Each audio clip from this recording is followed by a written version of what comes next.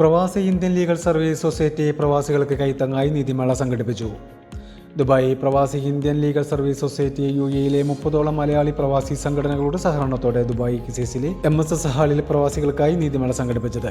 Advocate Muhammad Sajid അധ്യക്ഷത വഹിച്ച നീതിമേളയിൽ UAE-യിലെ പ്രമുഖ അഭിഭാഷകൻ ഡോക്ടർ ഹാനി ഹമൂദ് ഹജാജ് ഉദ്ഘാടനം നടത്തി. വിസ നിക്ഷേപ തട്ടിപ്പുകൾ, അനധികൃത റിക്രൂട്ട്മെന്റ്, പാസ്പോർട്ട്, വിസ കാലാവധി കഴിഞ്ഞവർ, ജയിലിൽ കഴിയുന്നവർ, നാട്ടിൽ പോകാൻ നിയമ തടസ്സമുള്ളവർ എന്നിങ്ങനെയുള്ള 100ഓളം പരാതികളാണ് നീതിമേളയിൽ പരിഗണിച്ചത്. 15ഓളം അഭിഭാഷകരും സാമൂഹ്യ പ്രവർത്തകരും അടങ്ങിയ 5 ടീമുകളായാണ് പരാതികൾ കേട്ടത്. മോഹൻ വെങ്കിട്ട് ചെയർമാനും അഡ്വക്കേറ്റ് അസീസ് തോലേരി കൺവീനറുമായ മോണിറ്ററിംഗ് കമ്മിറ്റി തുടർ നടപടികൾക്ക് നേതൃത്വം നൽകും.